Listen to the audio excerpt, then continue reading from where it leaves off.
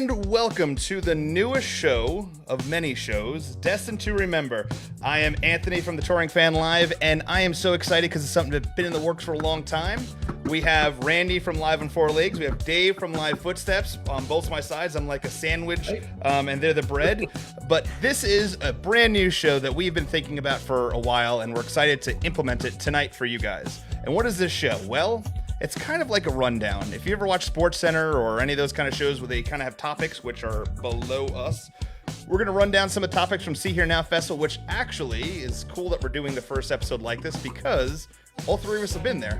So sit back, relax, and enjoy what this is. But before we get through this, I'm going to let my co-hosts as well introduce themselves and get going. And we're going to start off with Randy from Live on Four Legs. What's up, everybody? Everybody hopefully has listened to the Live on Four Legs podcast before, and this is a good supplement for what we do is going every week and covering a different show from the band's catalog. From, this past week we were doing No Code stuff because it's the anniversary of the No Code tour in 1996. But before that, we're doing stuff from all over the place. 2002, 2011, did a little PJ20 recently. And even for the future, some 2006, 2003 stuff that's coming up. So this is a really good supplement for that. And to kind of, incorporate what's been happening recently. And I think it's perfect for that because honestly, we started the show the day of the last Fenway show. And we spent all this time not being able to talk about anything current. And it is a long time coming. I've been hungry for this. I know you guys have been hungry for this. So let's get going. Let's do it. All right, I'm Dave from Live Footsteps. I'm the faceless man out there. You've probably seen me a few times on this podcast, but I'm normally behind the scenes. Saw these guys out See Here Now. I'm probably going to let these guys mostly do most of the talking unless there's some numbers out there, stats and everything about this awesome show we just went to. Anyway, Anthony, take it away.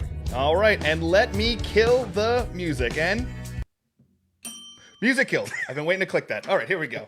So let me talk about the topics we have on the bottom of our screen. It's real simple. Set list rundown. We're going to run down the set list.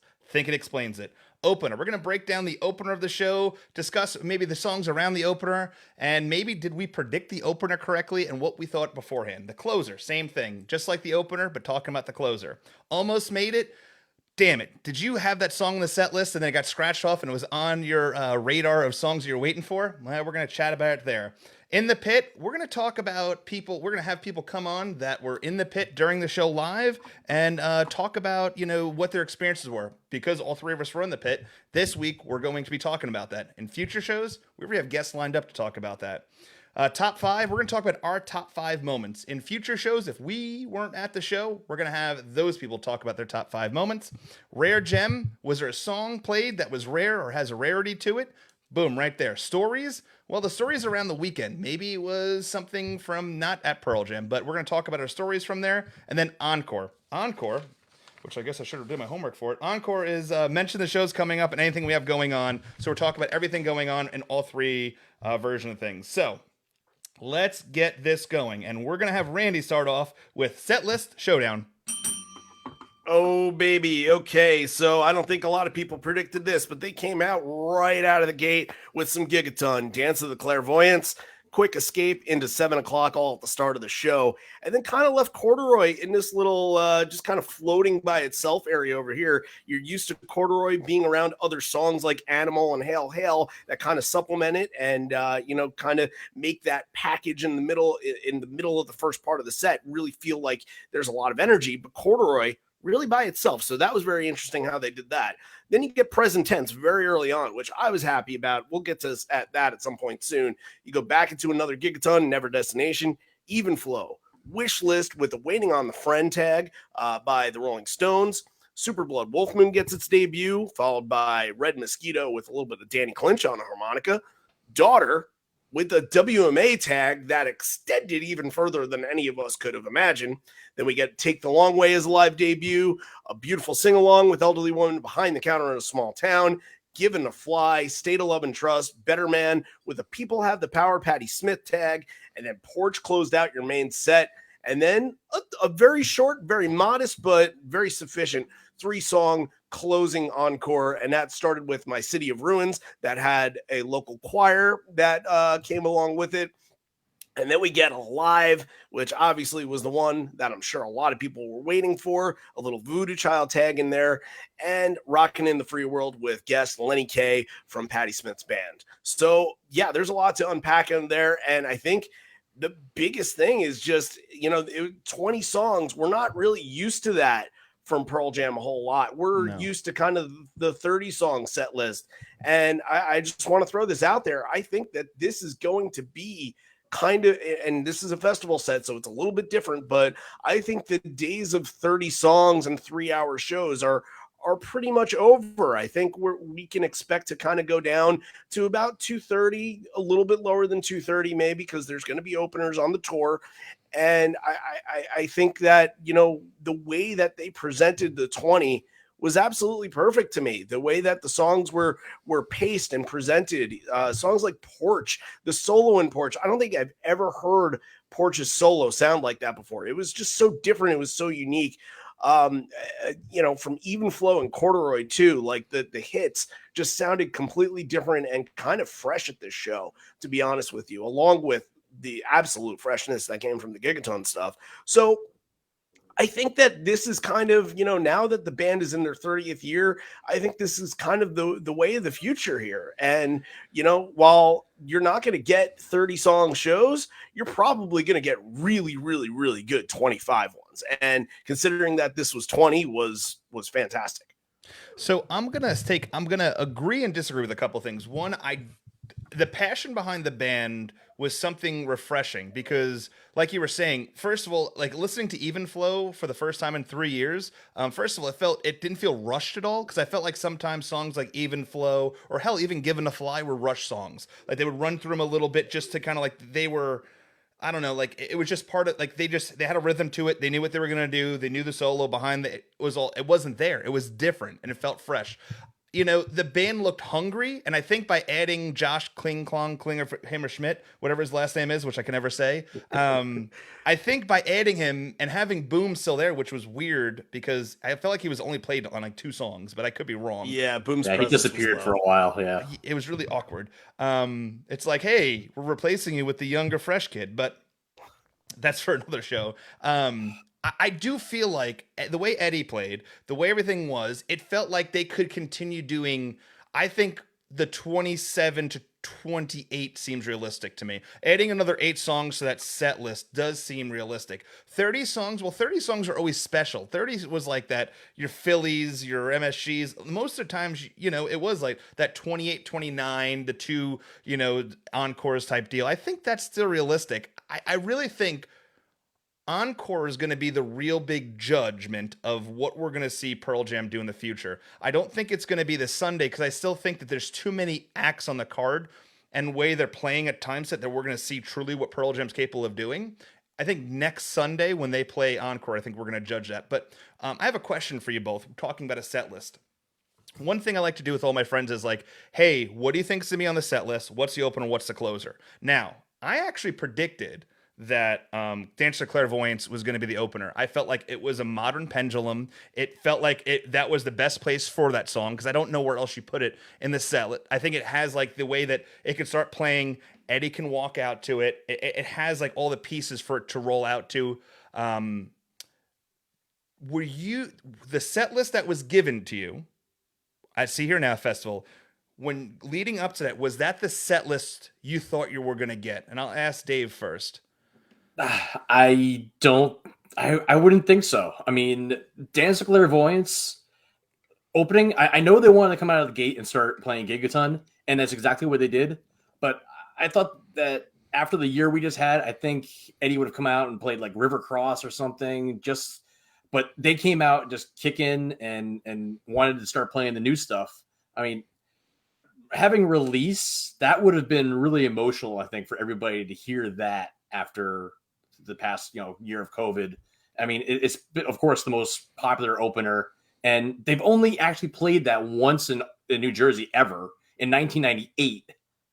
And now 20 songs at See Her Now, they don't do one of the most popular openers. They just they roll with the punches, and they're like, we want to put as many of these in there. Where do they have like 8 of them on the set list, and they scratched them out, a couple of them off? Yeah. That's a lot. So I really liked that they opened with it, but I thought we were going to get something else. Randy, what did you think about the set list compared to what you were hoping to get?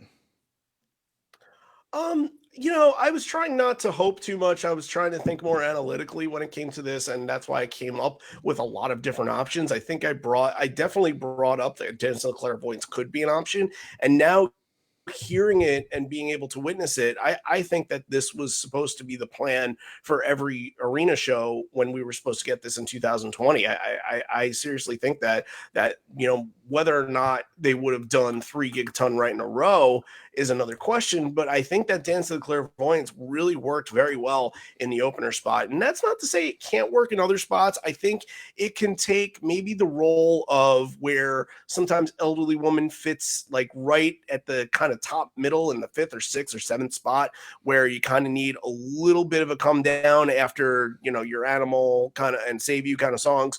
But I think that they were really proud of a song like that, releasing it as their first single and it being completely different than anything you've ever heard from Pearl Jam. One of the big things that I had mentioned in our recap show that we did this past week, or this past Monday, was that even, Corduroy is always the song that I expect to be like, okay, I'm at a Pearl Jam show. I feel like I'm here. I feel like I'm in the crowd. Even with the 3 songs that had never been played live before, I had felt that. That's an impressive thing to pull off, because you have to think, for me at least, I thought 7 o'clock was completely off the table because of the nature of the song, and it was very political, and it was kind of political in the past and would have worked in 2020, where maybe it wouldn't have worked as well in 2021. But I think it's now kind of seen as a song where you can kind of look back in retrospect of, hey, we're still dealing with a lot of the bullshit aftermath of what happened from all that. And I think the middle of that song, I'm like, oh, this makes a whole ton of sense why they're still playing it. But I'm with Dave. Like, I really thought that Release was going to be it, and I thought that they were going to come out emotionally. And one of my other points that I'll make later, there was something else that I thought was a lock if you were thinking emotional wise, and that's just not how the band wanted to play this. They wanted to come out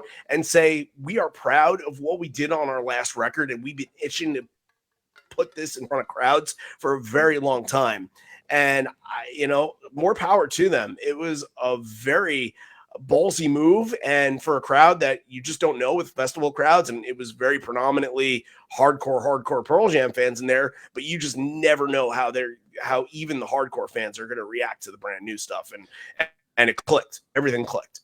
Yeah, I will say that this last thing on the set list rundown, just to kind of talk this one thing I did find extremely interesting was, Jeff Ament, and I think it was Vanity Fair a couple weeks ago, mentioned when they started practicing about a month ago these songs, that they were very proud of the new songs, and that they wanted to play a lot of them, and that was kind of his passion to do going forward, was to play more of the newer stuff. What does that mean for older stuff? I'm not sure, but he did clearly say that I'm excited about the new stuff. I want to play more of that. That's where I'm looking towards the future. So interesting. But setlist rundown is over. We're going to move on to opener. Randy, that's all you, buddy. All right. Well, like I mentioned, Dance of the Clairvoyants, it might not have been the one that was on everybody's mind, but I have to believe that, like I mentioned, in 2020, when Gigaton Tour was supposed to happen, I think that this was supposed to happen every night. And I kind of call back to the All In Washington live stream, the only live stream that they did as a full band. And McCready was wearing some sort of like glow in the dark paint. And to me, it just kind of thought that was very gimmicky, and that wasn't something that Pearl Jam usually does. And I can see them doing some kind of stage setup with it, whether there's an actual light show, which they usually don't do during their shows. But it just felt like one of those things that's a setup to be the opening song, rather than just kind of playing with something different every night and doing something different. I think that was purposefully done, and I think they knew from the very, very, very beginning that that's what they were going to do. However, they kind of threw a curveball when they were doing the sound check, because they sound checked Long Road. So I think a lot of people were expecting Long Road or Release. And even Elderly Woman was on my mind too, because I Just Want to Scream Hello.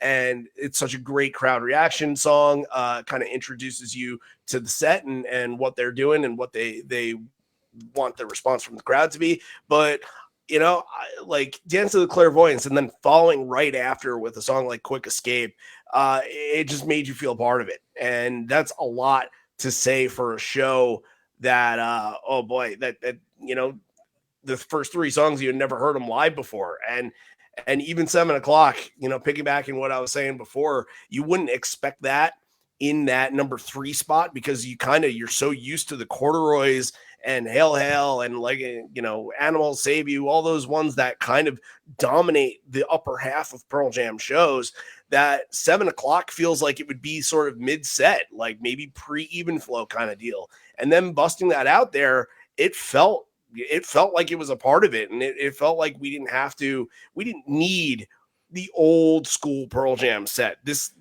was very sufficient outside of what was normally happening in the last 27 years or so. Well, the interesting thing too, like you had said, to be honest with you, going up to the show, I thought it was gonna be 4 Gigaton songs. We got more, which is great. I loved all of them. And I will say this, the Gigaton songs, the passion played behind it, like Eddie was, he kept pointing those chorus lines. He's been waiting years to throw that in our face. And for someone because 7 o'clock is very much a Trump song, but it felt different the way they were singing it at See Here Now Festival. Like it almost, the idea behind it changed for other broader topics, right? Like I thought 7 o'clock was a friggin' highlight. Like that song live is better than it is on CD. I would say Dance of Clairvoyance is another one. It just felt different. And like I said, I thought it was going to be the opener. I was right on that. I jumped up and down like a little schoolgirl next to a bunch of my friends. Like I was like, fucking told you. I just told everyone. I kept saying it. And then of course there's like 2 12-year-old kids in front of me as I'm telling everyone I fucking told them. But no, it was great. But it was, I could have bet a lot of money, or someone would bet me a lot of money, like, hey, do you think they're going to play 3 brand new songs right off the bat? And I would have said, there's no way in hell they're doing that at a festival. And boy, hell was I wrong. But I'm going to tell you something, like the chills that I got, because here's the thing too. When have we as fans ever had a year and a half to learn every single word on an album, brand new, and hear it for the first time? Everyone that was a fan there, because listen, I would say that if that crowd was 100% Pearl Jam fans, which I would say it was probably 90% Pearl Jam fans, 75% of them knew word for word all the lyrics that were sung on the Gigaton album, which is a rare thing, because in the past, Backspacer was released, they're touring a couple weeks later, you don't know all the words. But for a year and a half, especially in a pandemic where all we have to do is sit around on our hands, what are we doing? Listening to music, watching TV, watching the videos. And they did a hell of a job marketing that album with 3 different versions of videos for Dance of the Clairvoyance and all these things. So it was cool to have that moment of 3 brand new songs, just, and I'm going to tell you something. I am very jealous because they had the damn, and I'm getting ahead of myself, but like talking about the new songs, they had the damn pump organ out. I wanted to hear River Cross. You knew they were going to fucking play it. Yeah. And then, but we'll talk about that later. But I love the new stuff more than I do on the album. You guys that are in California right now for Ohana and Encore next weekend, you guys are in for a hell of a ride, because you're going to get a lot of new shit and it's going to be amazing. Dave, what do you think about the opener? Well, I already mentioned Dance of Clairvoyance, like that was just awesome. And like I said, it would have been Release. I would have thought, Oceans. I thought they would have played Oceans. We're right there in the ocean. How often do you have a show where your feet are in the sand and you have the stage right there? Like that was totally unique. Like I would have thought that would have been on the set list, or even opened. But I loved they started right out from the gate with the 3 Gigaton songs. Like, yeah. So Dave, There's a great question there. and I know there's only, and I can tell you of one time. I know one time off the top of my head. But Dave, when was the last time 3 songs were debuted back to back to back? I should have done my research. Actually, I have a There's a lot of questions on here for you. To start out a show. Yeah, Because there's a I have bunch two of guesses. there are a bunch of shows that they played a bunch of songs that were debuting, but I didn't write down if they opened the show, but we can go through that later. I have 2 guesses here. My 2 guesses are actually in the same venue, and my first guess will be 96 at the Showbox, and my second guess will be 2002 at the Showbox, because I know for sure 1996 opened the show with the first 3 songs from the album. I think it opened Sometimes, Hail Hail, Who You Are, and I'm not sure exactly what they did. And here's the thing: if they tossed in Love Boat Captain very early on in that 2002 show, or even Save You, those songs were debuted earlier. I think Love Boat Captain was actually debuted at a show that Stone never played, which was very weird. Stone had other commitments that he had to make, and I think today's the anniversary of that show day. And Save You was live debuted, I believe, on Letterman, if I'm not mistaken. So, but those are my only guesses, unless and even 2013. So yeah, Showbox, yeah. Showbox, September 14th, 1996. They debuted 4 new songs to start out the show. Mm-hmm. Sometimes, Hail Hail, Who You Are, In My Tree. I also know of another one that was actually, I believe it might have had 7 or 8 debuts back to back to back to back to back, and that was on October 22nd, 1990 at the Off Ramp, when they actually came out and debuted as the band. So that's cheap. You took a cheap shot. Got it though. Well, what about Slims? Let's go back even further. What about Slims from 1993? Because they probably opened up with Go Animal. Daughter. Daughter had been played though. Yeah, a couple years before, but yeah, I think no, yeah, I don't know. I'd have to look by the sales date. Well, Dave, listen, that's why we have. I got it right here. All right, go ahead. I love this. This. I'm gonna tell you something. So I've wanted this for the longest time. Please go ahead. So Animal, they started out with Animal and Go, but then they went into Even Flow. Then Blood. Right. So they broke it up. They didn't know. They broke it 28 years later. But there are a lot of shows that they might have debuted like one song, like the day before, and then the next day they play like 4 debuts from the album, even though they played like one the day before. But then they added it back on like at another point during the show, and there could have been like 10 from the new album that just came out. It's just crazy that they were like, we want to play this new stuff. Let's get out there and do it. All right, but before we get off this topic, Tanya would like to know, what about binaural, to the Belgium 2000 binaural, or Bellingham? Oh, the Bellingham show. That should be another. That's a really good question. I think they probably open with Of the Girl. That's another one, though. If Nothing As It Seems was played in the top spot, Nothing As It Seems was debuted at a Bridge School show in 1999. I think that's probably the only one that didn't go through a debut at that show, if I'm not mistaken. At least so like since the album had come out. Bellingham, Of the Girl was the live debut. It started the show, and then they went into Grievance. Also, before we and move then on, Break It Fall. Was that the live debut of Grievance, or was that Letterman? No, it wasn't. It wasn't, because they played that in was it April 12th, 2000. So they played in April. That was probably Letterman, right? Or something else. Nope, that was Letterman, yeah. Jesus, I love that we have like stat checking. Yeah. But I will tell you this, never in my, I guess I'm on 3 years of live streaming. Never in my life I am seeing the numbers we are at right now. Welcome 7,421 viewers and multiple comments across 54 shares. Get the fuck out of here. Dude, Facebook just notified me. Hi, everyone. Yeah, holy moly. This is... All right. Well, this is impressive. Anyway, moving on. Closer. They like numbers. They They like do. stats. Like numbers. The closer. So listen, I wanted the closer to be something different. I'm cool with rocking in the free world. I should have known it was gonna be rocking in the free world. But listen, after 3 years and not hearing rocking in the free world, it was exciting to hear it again. When you go to 5 or 6 shows or 7 shows a tour and you hear rocking in the free world 5 times, you kind of get burnt out on it as a closer. You want something else. I was expecting Yellow Ledbetter, honestly. I thought that was going to be the closer. With like a Star Spangled Banner at the end. Like I thought that'd be kind of cool to end like the weekend. But hey, it was cool. I dug it. I'm not a Patti Smith fan. I told Randy that before the show started. He's like, "Hey, come on up. Patti Smith's about to come on." I'm like, "I'm watching Rain Wolf," and which I think absolutely stole the weekend.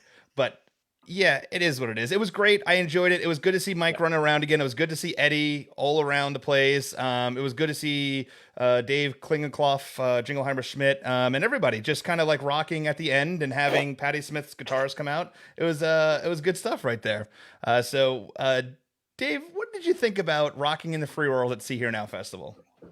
So closer, like 57% of the time, your closer is either going to be Yellow Ledbetter, Rockin', or Indifference. So you take those 3 songs, How's that for some numbers? like, or you're going to get one of those more than half the time.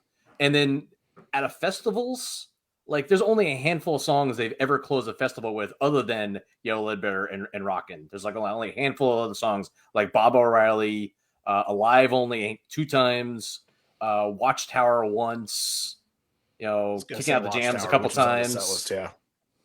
So, I mean, it was a foregone conclusion. It was probably going to be some kind of song, probably rocking, so you can get some of the other people, the other bands that are up there to start jamming out. So it was going to be rocking. Yeah, Randy, how did you feel leaving the show with rocking in the free world? Which, with Brad makes a great point, and I think this is why it's played at festivals so much. Isn't rocking the easiest song for special guests to come play on that weren't, I guess, preparing for it? And that is 100. Listen, I'm not a good musician. Absolutely, I could play rocking in the free world. So next time they play it and they want me to come on stage, I can handle it.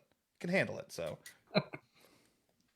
Absolutely, and I go back to the Rock and Roll Hall of Fame induction where they just brought all the inductees on stage, and from guys from Journey and whoever the hell else got inducted that year, and they all played with them. And I'm gonna guess that beforehand they had no idea what they were doing. All right, we're doing Rockin' in the Free World, yeah, because exactly that. Everybody can do it. Everybody can participate on it. But not only that, I give a lot of credit to Lenny Kaye because he ripped a pretty great solo during that.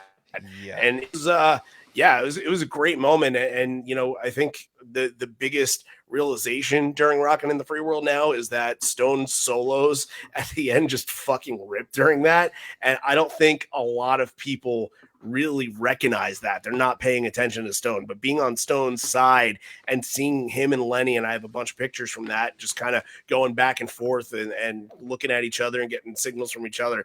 I thought that was great. And Rockin' in the Free World is very obvious choice, and Alive going into it is very obvious choice. That's okay. I think we needed some comfort food from this show, and Ledbetter would have been the ultimate comfort food and what I call the bread and butter of any set list situation that you have from 1995 on.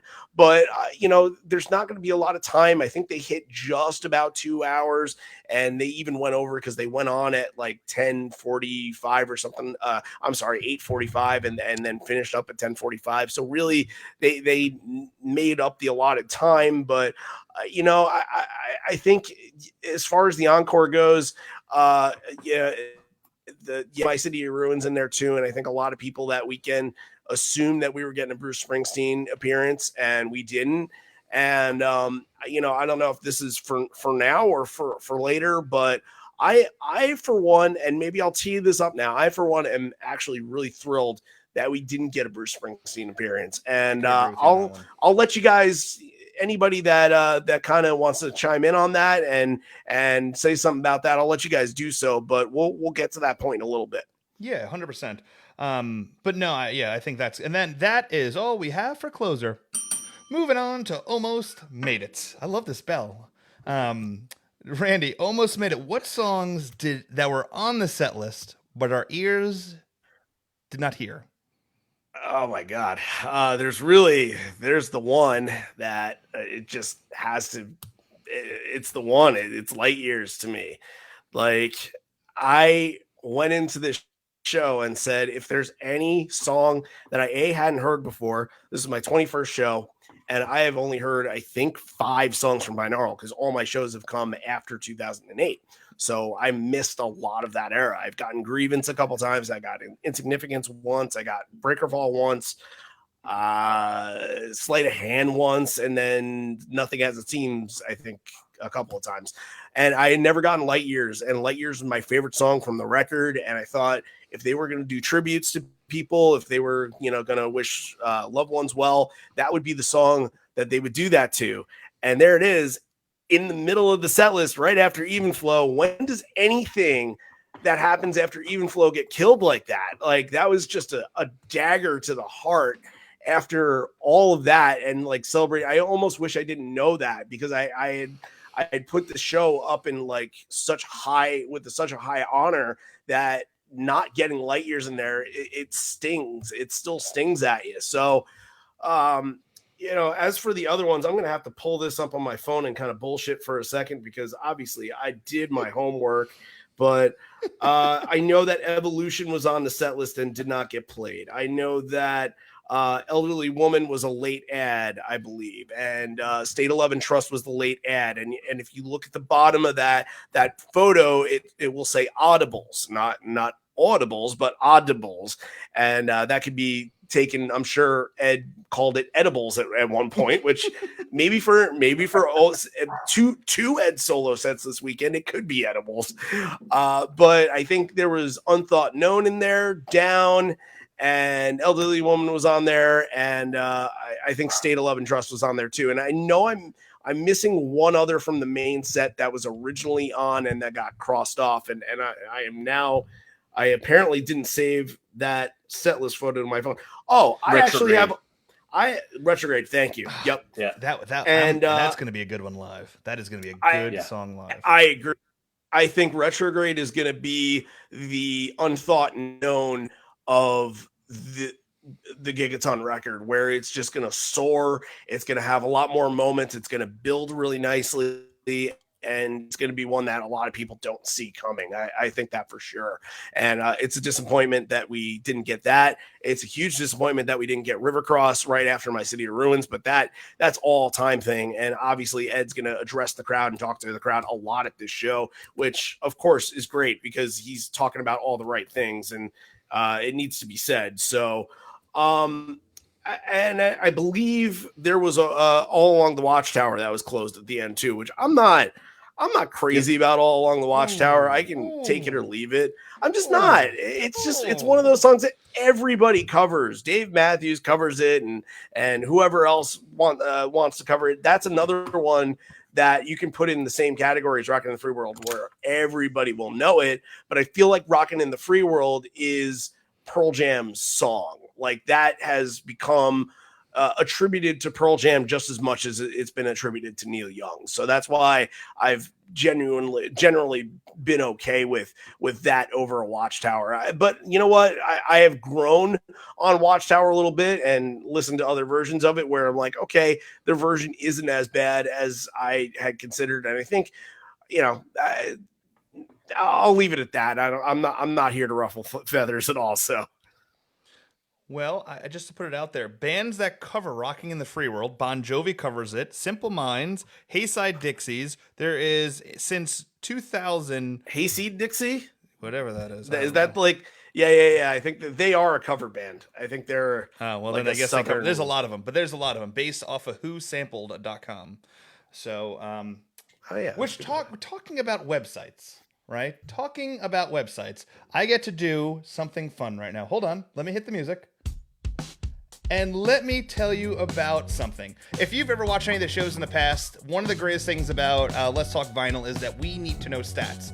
And what's really cool about this show is I don't have to look them up because the site I look to is actually from Dave's Live Footsteps.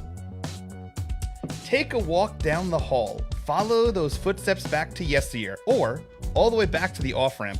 Live Footsteps did, what they had to do to bring you a setlist archive of Pearl Jam live statistics. It's searchable, customizable, and personalized stats so you can find what you're looking for. Find those obscure songs, play count, debut, its tags, intros, rarity index, and much more. Discover set lists, song and show stats, venue and location breakdowns all at your fingertips. Check out livefootsteps.org to satisfy your Pearl Jam curiosity. And I'm telling you something, this is something you need to go check out. It is so simple to use. This website's beautifully done. Dave and his team have made this site simple and really easy to click, find, add. It is something you should definitely check out and join. So if you have a moment, definitely check out livefootsteps.org. I will say this, as much as I love Pearl Jam's website has nothing on livefootsteps.org. Dave, did I do you proud? Very well, Anthony. Great. and music. All right, great. Now, moving on to our next topic, which is In the Pit. Now, in the future shows, I already have guests lined up for Ohana and Encore to come on and talk about them being in the pit and the things around it. Dave, I want you to give me your stories from being in the pit during Pearl Jam, or even See Here Now Festival in general. I want to hear your stories from being in the pit, because you were definitely much closer than I was. Randy, you were closer than I was. You were standing two people in front of me. By one live footstep, I was. You turn around and take a picture of me. You're like, oh, look at it back there. Yeah. Well, your site was fucking up and not understanding what the Gigaton songs were. Yeah, I know. I was like, well, I know. Yeah, I know. That's all fixed now. It's all good. But I've only been to one other Pearl Jam show that was in the pit, and that was Worcester 2013. So being, in GA, with feet in the sand and everything, that was just incredibly special. Like, and we how many hours before, Randy, did we sit there like waiting? I mean, a long time. It was a long time to sit there up in the front. But yeah, it was totally worth it. I mean, we were only like 10, 15 people back right there. Like I watched the YouTube video the other day and I go, oh, look, there we are back there. I couldn't find myself, but I found like a couple people that are at least 6 foot something that we were with. David was there. I saw a bunch of people in the video, but can't find us, Randy. I think we're just a little bit too short there. Short dudes. Short people aren't good enough to live. So, Randy, what did you think about being in the pit? Now, have you ever been in the pit before? Yeah, I went rail on the Memphis show from 2014, and that just a completely different experience. And I'm not somebody that really makes us think about where I want to be in the arena. I just want to be inside the arena. I've sat behind the stage probably more times than I can count, and I've had such a fun time behind the stage. But for a show like this and for a situation like this, I think it was meaningful to be close to the band and have a very close connection, and be able to kind of listen to the show and intake the show with the music blasting right on top of us. I thought that was really important, and we're thankful. A big shout out to Paul Wirt here that was waiting on basically a side barricade throughout the whole entire time. He didn't have water. He didn't bring anything with him. And I'm like, Paul, what are you doing, man? Like, he's like, I'm going to plop shop right here. Going to wait for the whole entire day. And he did not move. He didn't ask to go to the bathroom and get his spot saved. We went to go get food on one occasion. I brought him back a Coke.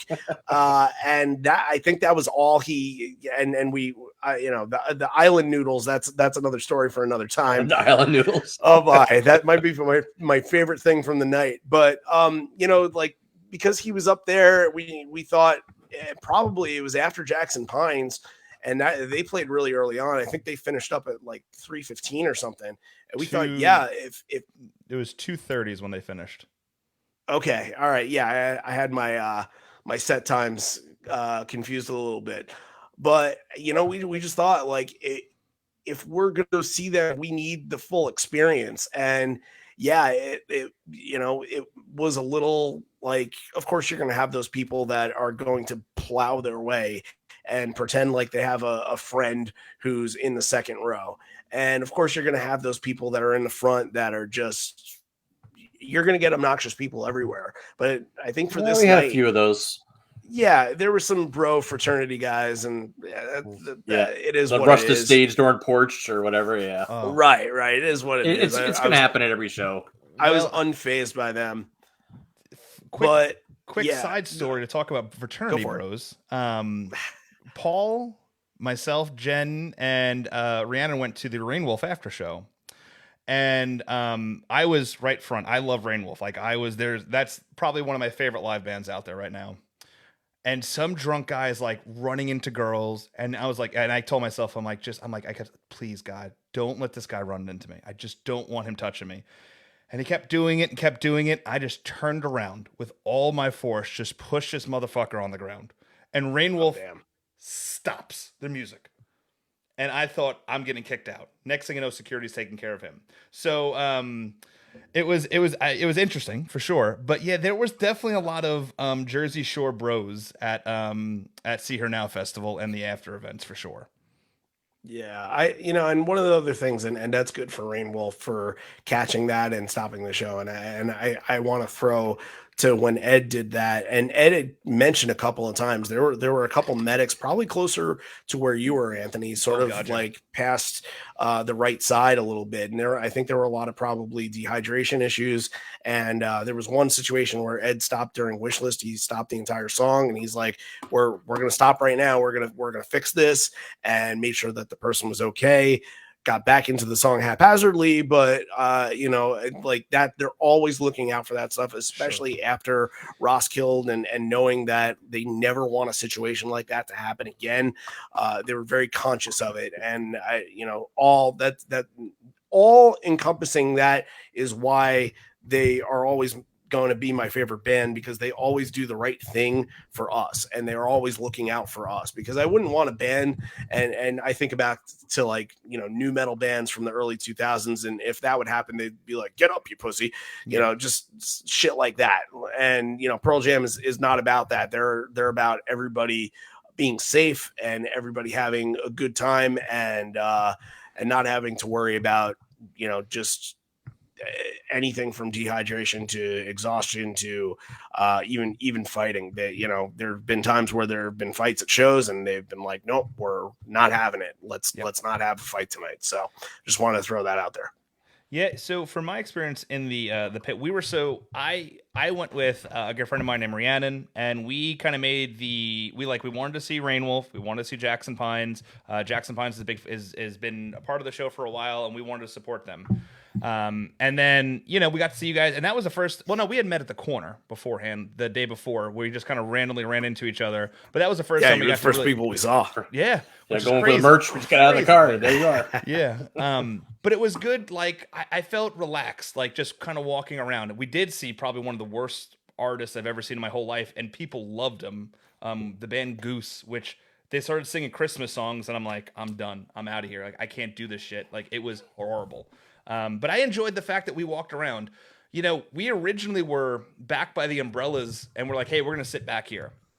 And then our friends Dale and Alan came and are like, hey, we can actually get close off to the right. And we went off to the right, and we did. We were not that terribly far away. But what's happening was a lot of people, I guess, had their first beer in their life, because people were dropping like flies drunkenly everywhere. And literally bodies just getting pulled off to the side. Dehydration. You have, the thing that I would say about See Her Now Fest, what they did really well is free water if you brought a bottle of water, or you can buy a bottle like I did for, $30-$40, and you refill it as many times as you want. And this thing got refilled a lot that day. And I felt as though, where we were in the pit, like people weren't like pushy shovey. Like we were all kind of able to move around. I don't know what it was like closer up top. You guys said it was, you had your moments, but for the most part, people were cool. But I will tell you something I found really interesting. every show I go to, if I'm not staying in the line, I like to go to the beginning of the line, see who's there, and kind of follow my way back to see if I know anybody. I knew the first person in the line. Her name's Becca. She's a big Pearl Jam fan. I've known her for years. She flew in, I think, from Colorado and went right to the beginning of the line. And she was there from like 6 o'clock the night before, all the way through. But the thing was, when I got there, when me and Paul went there at like 9 in the morning, it might have been 20 people deep. There wasn't as much people waiting to get the rail as I was surprised. And I knew a lot of people that showed up at like noon and got rail. So and I still think maybe COVID has a lot to do with that. Maybe it was the fact that Asbury Park was beautiful and maybe people wanted to kind of go around and explore a little bit. But it was interesting. A lot of Pearl Jam fans around me in the pit. A lot of most people were really nice. And enjoyable. I had two kids in front of me. One was 12, one was 8, and it was their first first Pearl Jam concert too. And watching this little kid dance to Dance to the Clairvoyants was like a highlight of mine. Watching Dale dance to just about every song was a big highlight of mine. You got it on your shoulders too. You can't bury the lead there. Oh yeah, that was before we went over there. I'm like, Dale, can you see anything? He said no. So I'm like, just get on my shoulders. Threw him up on my shoulders like it was nothing. And if there's one picture, which is great, everyone's smiling. There's one woman in the top right corner looking down at us with the most evil look, like, what the hell is wrong with these idiots? You got to end this podcast with the video or the picture. Oh, I can pull that up probably. Yeah, that was great. There was and that's like one of like. There was a lot of people in a group chat like just photoshopping that with this random shit, and after I was like, "There's no chance we're getting any better than this one right here. Like this is it right here." Such a great photo. Knowing both you and Dale and your personalities it was perfect. Oh, but so that's in the pit. So I think it was and I've been in the pit quite a few times. This was show number 45 for me. I've been in the pit, I believe I tried to count before, and I've been in like 29 times. I've been on the floor. And all 29 times I've had different experiences. This was a really enjoyable one. I think the people that had the worst experiences were either self-inflicted or dehydration, which, you kind of got to take care of yourself while you're in the pit. I'm not trying to point fingers, but it's something that if you're going to a show, you're going to be on a beach in the sand, which was absolutely amazing. Hearing the ocean to my right, Pearl Jam to my left, was something that, I went to Midtown Music Festival in Georgia a couple of years, maybe even longer, 10 years ago, something like that. 2012. Yeah. God, yeah, it's been 9 years. Holy shit. Anyway, but it was kind of similar, but they had planks up front, and that's where I stood. So it wasn't in the sand. So cool experience, but it was nothing like this. Was definitely if they played See Her Now Festival again, 100% would go back. This was a really beautiful city, real easy to get around. Danny Clinch did a great job of utilizing the space really well, and it was a great lineup of musicians. So that is in the pit. Now, top 5 moments from the weekend, and I say the weekend because all 3 of us got there early and had multitude of memories. So I'll start off at number 5.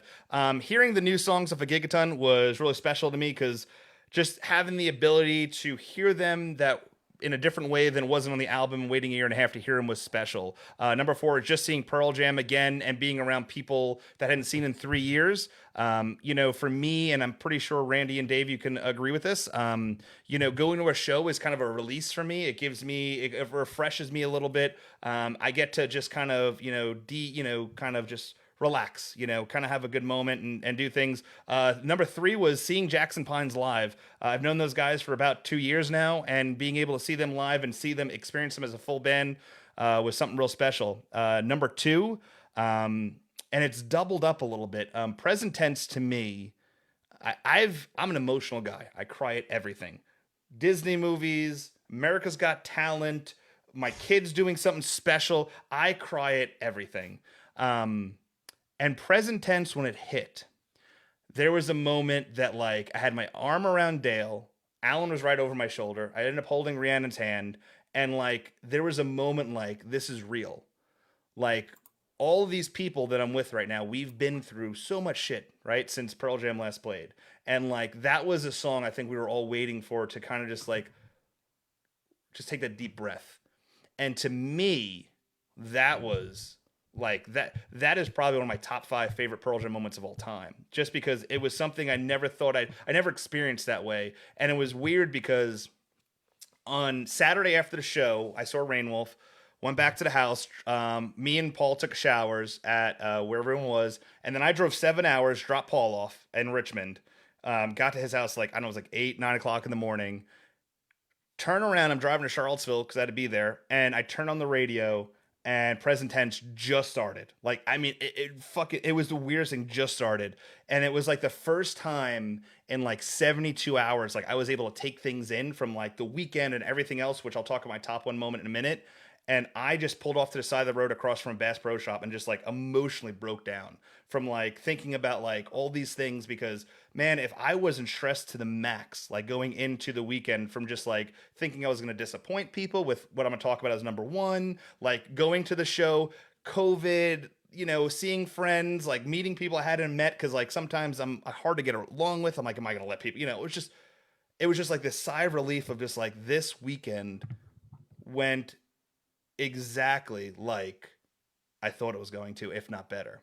Which takes me to number one, which was nothing to do with Pearl Jam. You know, if you've watched my show before, we worked really hard. A lot of people worked extremely hard, including 2 people, which I'm mention here in a minute. One's on the show, one's in a hospital bed right now. With Shorestock, and Shorestock was an event at the Saint in Asbury Park the night before before See Her Now festival, and it was to benefit the Project Matters. And man, if that wasn't the most stressed I've ever been in my entire life, like just to make sure things went well for everybody. And we had it that night. I got to meet Karen from the Project Matters. And man, if it was, I was nervous that first hour. There was like nobody there except Randy and Dave. Randy and Dave were there, like they were there. But I was like, I kept looking at Rhiannon. And I'm like, fuck, did I just let everybody down? No one showing up. And then like a flip of a switch, that place was shoulder to shoulder with people. And we raised a shit ton of money. We're still raising some money. And you know, just there was a moment in that night that like it's hard for me to say without getting emotional. Jackson Pine surprised everybody by showing up. So they've been a part of the show. They were playing the next day. They ran over from soundcheck and they surprised Karen from the Project Matters. And song 2 of the night, they ended up performing her late son's song. And I watched Karen just collapse in her son's arms and was emotional about it. She had no idea this was going to happen. And I talked to Karen afterwards and she said her husband had to walk out. It was really difficult for me to hear. But, you know, that whole night was amazing. And, you know, just hearing things. But I'm going to tell you something. This does not happen at all without Randy. Like, Randy was a huge part of this. And from the get-go, helping raise money. You know, I've been, you know, me and Randy have been really close for I'd say a little over a year now, since Touring Fan really off the ground. And man, if he hasn't been such a big supporter of Touring Fan Live, and as soon as I started doing this, I messaged him like, hey man, listen, I know you got a lot on your plate. Can you help me? And he's like, yeah. And he's been there for me. And dude, I just can't thank you enough for that. Cause dude, this has been like a roller coaster. And dude, you've been riding it with me and I really appreciate that. And Dave, the first time I met you was at See Her Now Festival and you came and supported, and I really appreciate that. But there's one person in general I really want to give a shout out to before I hand off the stories to someone else. The day of the event, Michelle, who was in the merch line, tripped and ended up breaking her knee and breaking her ankle. And unfortunately, not only did she not get to go to Shorestock, which she worked her ass off on for weeks. I mean, Shorestock doesn't happen without her. You know, she didn't even get to see Pearl Jam. And she's now tomorrow, she's actually going to be heading home back to Cincinnati. She's still in New Jersey right now after surgeries to recover 2 broken knees and a broken ankle. But she's doing well. She's heading up that way. I talked to her a little while ago, but I can't say enough thanks to her. And Jen Bailey and JJB and Rhiannon and Linda and Nick and Alan and Dale and Jeff and Ryan and Paul and Taddy and Jennifer. God, I could fucking a million. There was about 32 people's hands that touched Shorestock. That was just a random idea off of the top of my fucking head one day. And people believed in it enough and they worked their asses on it. And if not all those people, that wouldn't happen. And that was the highlight of the weekend for me. And I'm grateful for it. So what I'm going to do now is I'm going to pass the stories over to Randy. And I'll let Randy go ahead and tell his stories. Yeah, I don't know how I'm going to follow that. Like musically, it's hard to put like top five together and say that something was better than another thing, because I think equally the weekend was just fantastic as it is, and I take every moving part of it and use it together as one big memory now. But I'll kind of, I think that finally hearing the Gigaton songs and getting those first three to start off with was just, I think it was just kind of the culmination of all this waiting and, just sitting through and listening to the album for 18 months. Like you said, this is the longest time that we've gone listening to a record without hearing any of the stuff live. And I felt fortunate that I was kind of being able to be a part of history somewhat, that I can say, hey, I was there the first time they ever played some of the Gigaton songs. I always go back and I look back at those shows, the ones that we mentioned before, Showbox and Bellingham, and some other ones, Pittsburgh from 2013. Shout out to that one, where they debuted Pendulum as an opener. But like, I think back to those shows, I'm like, oh, that would have been cool to see some debuts. And I've seen a couple of debuts. I went to the Buffalo show in 2013 and saw, I think, like Swallowed Whole and Yellow Moon debuted. Maybe My Father's Son. I think Yellow Moon actually debuted the night before. But I've seen a couple here and there, but not anything like what we did. I think that's special, and it goes down kind of in Pearl Jam history as a very important footnote. And I think overall being there because of that was really important to me. I look, man, you hit the nail on the head. Present tense was the moment for me. Like, I wrote an article about songs that I need. Like, I kind of, I kind of put songs together where it's like, okay, the crowd needs a song, the band needs to play a song, I need to hear it, I want to hear it, and I kind of put songs in category. I believe the one I picked was Corduroy, but really I think what I meant to say was the one that I needed the most was Present Tense. It's probably the song that I listened to the most since this pandemic started, and it's the one that I've sort of, you're always finding things to attach yourself to it, and you're finding ways that you can, feel like you can compare your life to that, and kind of it's the mantra in ways. And all I have to say to myself sometimes is stop redigesting past regrets, and that'll help. That just saying that will help my mental health and will help my my attitude towards things.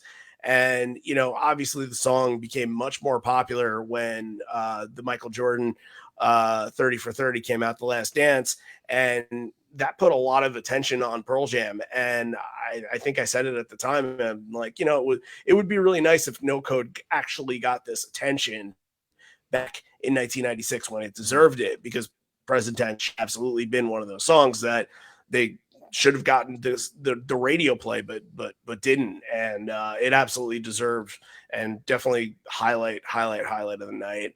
I think that for my other one, Shorestock was unbelievable. The way that you and everybody else that worked on it put it together, and I consider myself to just be a small part of it. Like, I felt going into it like, oh, I'm not doing any ukulele donations. I'm not doing this. I'm not doing that. And I wanted to find a way that we can raise money somehow. And we were able to raise a lot. And I just want to give a shout out to Karen, who got in touch with me yesterday and told me that Olivia Beck, which, by the way, like, if there's anything that you take out of the weekend, Olivia Beck should be your number one moment, because she is going to be a superstar. She is phenomenal. Yeah. And that I got messages yesterday with photos of Olivia buying her new keyboard thanks to what we raised through Live on Four Legs and our patrons on Live on Four Legs. I'm like, oh my God. Like, the first thing that went into my head is like, we just contributed something huge to the next big pop star. Yeah. Like that's, not just that, but like a fantastic human being as well. Like, she was very cool talking to her and very down to earth. And look, she is going to make it somewhere whenever she chooses to, and whenever the time is right, she's going to be big. And for me to think that and to have that connection to just something small that I thought that we could do just a little bit to help can go a long way. And I am just I am here for her slaying on that keyboard. The next show she does. I believe that I saw recently the other day that they're doing a Halloween cover show, and she's doing Nirvana. This is awesome. Crazy. Yeah, and she has the depth for it. Like, she can pull that shit off. Like, I commented, I'm like, imagine you doing Drain You. Like, how great that would be. Like, her voice on that and kind of put a different touch to it. Yeah, phenomenal. And my number one from the whole entire weekend is just, since we've started doing the podcast, I haven't had a lot of opportunity. Obviously, COVID kind of killed that, to meet people and to hang out with the people that have, supported the show and supported the band throughout all this and supported my endeavors, which was really important to me because there was a time where I didn't think it was going to work, that I thought this wasn't enough, and either it needed to go a different direction or whatever, something needed to change in order for people to attach themselves to it. And all I'll say is that, like, you keep working hard at something and keep believing in something, then other people will eventually believe in it too. And the people that we hung out with all weekend, that I got to meet Dave, and he literally drove to my house. He was in my house. I'm like, Dave from Live Footsteps is in my house. This is like, and he brought breakfast for everybody. Like, that's incredible. And like the car rides that we had all weekend with Chris and Dave, and like, these are people that I've been talking to for well over a year now, that just like learning about who they are as people and who they are as Pearl Jam fans. And then that moment where we get out of the car and I saw Michelle's hair and I'm like, that's them. I didn't recognize anybody else, but I recognized Michelle. I'm like, either she's with other people or that's the group. And it took me a second, like being around, like, what was it? Like 9 of you and saying hello. And then like, Ryan Goodrick, who I'll shout out right now. He was somebody that wrote in to our website that week and talked about his experience of what he was looking forward to at See Here Now. I'm like, oh shit, I didn't know you were in as part of this group. Like, and it took me a couple of seconds to realize where I was, and meeting you, Anthony, and meeting Rhiannon and Paul. Like, these are all people, like, you exist to me now. It's not just through the internet. And like, not only do you guys exist to me, but like, you guys are great friends. And I'm so thankful that Pearl Jam is able to put all this together and, bring us together for such a great think about it. Like, if it wasn't for Pearl Jam, we wouldn't have done what we did with Shortstock. Correct. That there's no question about it. And I'm just extraordinarily thankful for everything that happened this weekend. I'm itching for the next time that we all get to meet. So these will be memories that I hold on to for a very, very long time with my Polaroid shots that I took the whole entire weekend. Yeah, when you hand that camera, your big people stack of Polaroids. I can bring them over. I can show you guys if you want. It's like that. Can you take a picture of us? Use a Polaroid. How do you use it? You just don't put your finger there. Touch that button, but move your hand this way. You had like a set of instructions for these poor people. It's great. Dave, what's your top stories from the weekend, brother? All right, let's start on number 5 then. As soon, like a month before See Here Now, I didn't have a ticket, and I was like, you know what? Plans changed. And I was like, let me see if I can get a ticket. I get a ticket, and I tell Randy immediately, I'm like, I got a ticket, and he's like, all right, let's go together. I'm like, all right. But then one of the first things I had an extra bed. I always get an extra room at Pearl Jam shows in case anybody wants to jump in. And I knew it was going to be somebody. I didn't know it was going to be you. And I'm thankful that it was you, but it was going to be somebody, because somebody was going to say, shit, this is actually happening. They're going to play. I have to do this. Yeah. I was like, hey, like, oh, let's go. And one of the first things I said, I was like, I know I'm just jumping on this train right now. And I know I just got a ticket. It says, but can I go somewhere before the show? I grew up in Jersey, and I used to grow up at the Jersey Shore every year for like the first like 25 years of my life. And it was like 10, 15 minutes down the road. I'm like, can we go get breakfast? Like, I just want to go there. Thank you, Randy. Thank you, Chris and David. Like, we went there for breakfast. It was cool just to hang out. Drove past my grandparents' old place. That was, I haven't been there in I don't know how many years. And yeah, that was a great thing that we were able to go down there and do that and check it out and walk down the beach a little bit and come back and get to the show, you know, right in time. That was awesome. So number 4, Prison Tense and Given to Fly. I've always thought they've recently just speed those songs way up too much, and they took the time to slow it down the right way. Like, that was they did it great. Like, they had great pacing. Like, I really felt it from them. You know, that was great. Yeah, so I guess number 3, just being there, like the beach, Asbury Park, shore stock. It was a totally unique weekend. It was easily like, if they do, you know, See Here Now again and Pearl Jam is there, I'm there.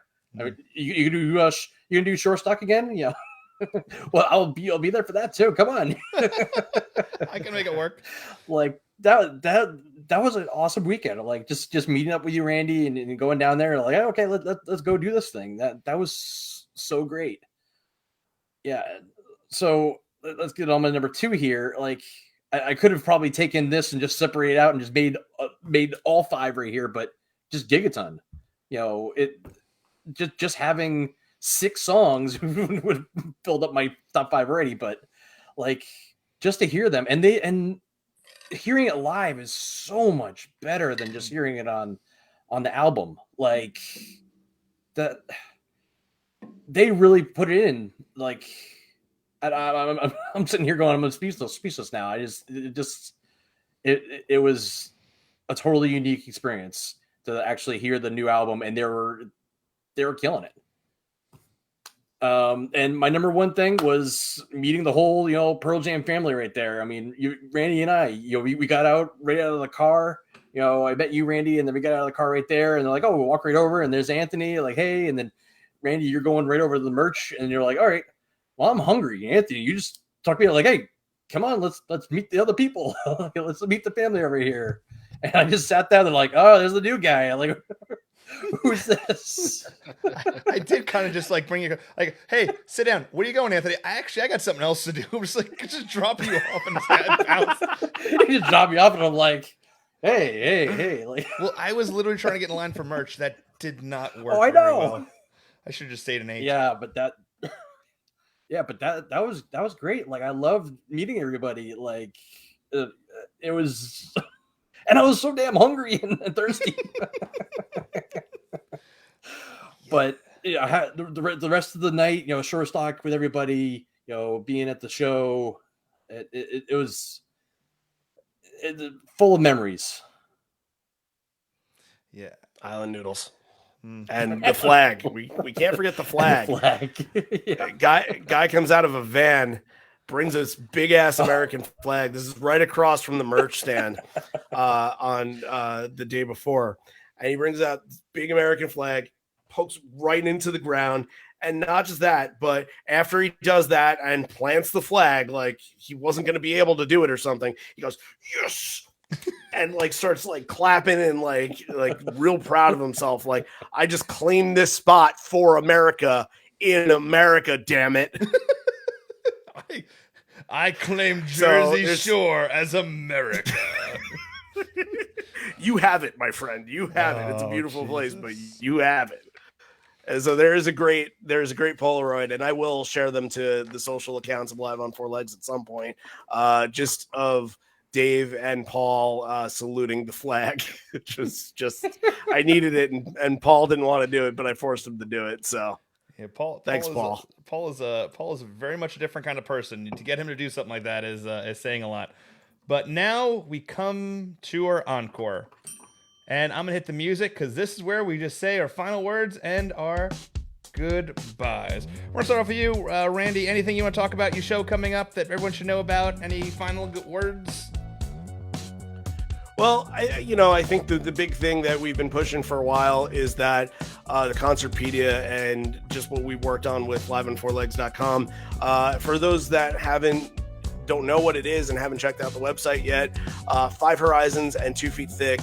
Remember what they did and all the work that they did compiling these stories and basically being the archive for a band, for the band, I should say. There hasn't been a continuation of that for a very long time. And when we were approached whether or not what we should do with a domain, liveonfourlegs.com, we said, well, if we do anything, we got to do it big because we don't know how to do it any other way. So we built this Concertpedia and we got it done in 9 months, which is just, I don't know how it happened, but it all came together really well. And I just, I say it, it was a we thing, but it wasn't just John and I and Chris. It was a lot of extra people in the community that came forth and wanted to help and write reviews, that wanted to put in some effort writing some articles. And it really, really helped out. Like, we got on the site right now are the years 2015 through 2018 all in review, where you can check out, and really it's like a bootleg companion if you need to know what to listen to. There's a YouTube show that's out there, if you want to know what to buy with your bootleg coupons or something like that, your free bootleg that you get from 10 Club every year, like, those are good indications. Like, okay, here's everything that happened in a show, whatever you like, that, like, it's everything outside and beyond the set list. So that's really that's the big thing. And obviously the podcast is going to keep going on until we finish covering every show. And this next week, if you're interested in things like this, Randall's Island will be next week's show, which should be very, very, very good. Sweet. All right, Dave, anything else you want to promote, cross promote? Ohana Encore. I'll be doing the set list live for those, just as I did She Here Now. I got the Gigaton stuff fixed. Gigaton does show up now, so and then I guess a few people know about this, but I got a little bit Pearl Jam beat me to it. I was creating a set list maker, and they came out with it, and it kind of blew the wind right out of my sails. Bastards. So I slowed down. I slowed down a little bit, and I'll be pushing that out probably soon after the Ohana Encore. So you'll be able to throw in your own songs and stuff like that, make up a set list using an Eddie font as well. Just like theirs, I've been working on that for like a year and a half now, and they did it just recently, so I'm going to be doing that as well. That's about it. That's awesome. Well, for us at the Touring Fan Live, our next show is going to be Let's Talk Vinyl, which is going to be next Wednesday at 9 p.m. We're going to be, me and Trey Bush, going to be drinking a bottle of Spellbinder 2018 from Sleight of Hand Cellars, and we're going to be talking about the song Smile and Faithful. And that's always a good show, because by the end of the show, I am sloshed and completely incoherent. Also, next week, we should be, I haven't really confirmed this with Randy or Dave yet, but we should be doing something like this for Ohana. I will convince them somehow or another. And then the week after, we'll be doing an encore version as well, hopefully. Also, keep an eye out. X Gets to Square with Me and Bailey Race should be next week as well. A couple other shows. And then next month on the 10th, we will be doing Hitchhiker Stories from the Road with my buddy Brad Lang. And we'll be talking about all his stories on the road. But until then, thank you so much for tuning in. I'm Anthony. That's Randy. That's Dave. Oh, the song just ended. Started again. Thank you so much for tuning in. Damn it. We were so close to doing that perfect, too. We almost did it. Perfect. Son of a bitch. All right. Anyway, thanks for tuning in. Until next time, check out Live on Four Legs. Go to livefootsteps.org. Listen to the Touring Fan. I'm Anthony, Dave, Randy. Have a good night. You guys stay tuned. Hold on, guys. Okay.